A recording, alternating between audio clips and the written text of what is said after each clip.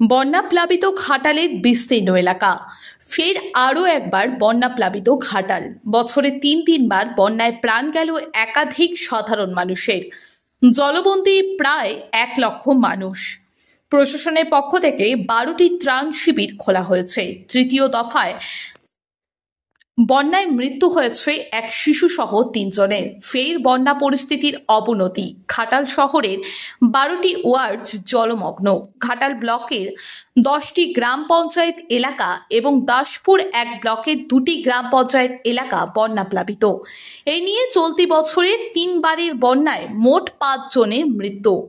চলতি মরশুমে ঘাটালে বৃষ্টিপাতের পরিমাণ 614.60 মিমি। নিম্নচাপের জেরে গতকাল থেকে লাগাতার বৃষ্টিতে জল যন্ত্রণা চেপে ধরেছে ঘাটালবাসীকে। আজ দুপুর থেকে ঘাটালের ওপর দিয়ে বয়ে যাওয়া নদীগুলি নতুন করে ফুসতে শুরু করেছে। নতুন করে জলমগ্ন হচ্ছে জনবহুল এলাকা ও রাস্তা। নৌকা ডিঙ্গি মানুষের যাতায়াতের ভরসা। আজ ঘাটালের মহকুমা শাসক সুমন বিশ্বাস ঘাটালবাসীকে সজাগ সচেতন থাকার বার্তা দিয়ে জানিয়েছেন, বন্যা মোকাবিলায় প্রশাসন প্রস্তুত রয়েছে।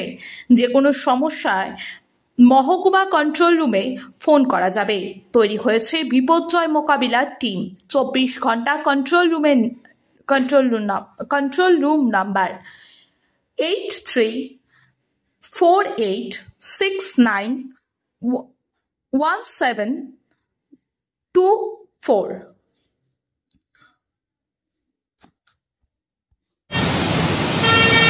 আমরা দাঁড়িয়ে আছি গেঠিয়া ব্রিজে। বৃষ্টিপাত হচ্ছে এবং বাঁকা পয়েন্টেও কিন্তু জলস্তর আস্তে আস্তে বৃদ্ধি পাচ্ছে। গেঠিয়াতেও জল একটু বেড়েছে এবং ঘাটালে জলটা স্টেবল আছে, কিন্তু যেহেতু বাঁকা পয়েন্টে জল বেড়েছে, গেঠিয়াতে জল বাড়ছে। এই জলটা ঘাটালেই গাদিঘাট পয়েন্টে দিয়ে নামবে, সেই ক্ষেত্রে ঘাটালের জলস্তর কিন্তু একটু বাড়তে পারে। তবে উপরে যদি বৃষ্টি আর খুব বেশি না হয় তাহলে হয়তো খুব বেশি ভয়ের আশঙ্কা নেই, কিন্তু যেভাবে বৃষ্টিপাত হচ্ছে সব জায়গাতে, তাতে কিন্তু চিন্তার ভাঁজ আসলেও আসতে পারে। আগামী 2 দিন আমাদের খুব সাবধানে থাকতে হবে, সবাই সাবধানে থাকবেন। আমাদের মেডিকেল ক্যাম্প খোলা আছে, কন্ট্রোল রুম খোলা আছে। আমরা রান্না করা খাবার পরিবেশন করছি বিভিন্ন পয়েন্টে। রেস্কিউ টিম রেডি আছে, স্নেক রেস্কিউয়াররা রেডি আছেন।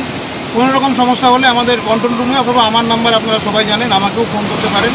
জরুরিকালীন পরিস্থিতিতে আমরা মানুষের পাশে আছি, মানুষের পাশে থাকবো। এই বন্যা আমাদের সবাইকে একসঙ্গে থেকে বন্যার বিরুদ্ধে লড়াই করতে হবে। এবং যারা নিচু জায়গাতে আছেন, রিলিফ সেন্টারে আসতে হলে অবশ্যই রিলিফ সেন্টারে আপনারা চলে আসবেন। এবং আমরা পানীয় জল বিলি করছি, কোনো জায়গায় পানীয় জল প্রয়োজন হলে আমাদের জানাবেন, আমরা নৌকা করে বা ট্যাঙ্কারে করে বিভিন্ন স্ট্র্যাটেজিক পয়েন্টে পানীয় জল দিয়ে দেবো।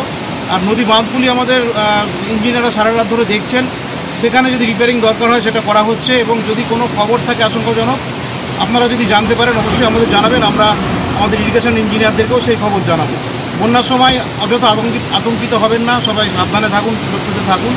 সাপে কামড়ালে হসপিটালে ভর্তি হবেন, সাপ দেখলে আমাদের খবর দেবেন।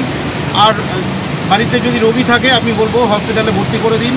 গর্ভাবস্থায় অ্যাডভান্স স্টেজে আছে তাদেরকে হসপিটালে ভর্তি করে দিন, কারণ হসপিটালে থাকলে সবাই সুরক্ষিত থাকবে। আমরা মাদার হাব খোলা আছে, আমাদের পেশেন্টের জন্য আলাদা হাব তৈরি করা আছে বিভিন্ন জায়গাতে। তো সবাইকে সাবধান করা হচ্ছে, সবাই সাবধানে থাকুন, সুরক্ষিত থাকুন এবং অযথা আতঙ্কিত হবেন না। নমস্কার।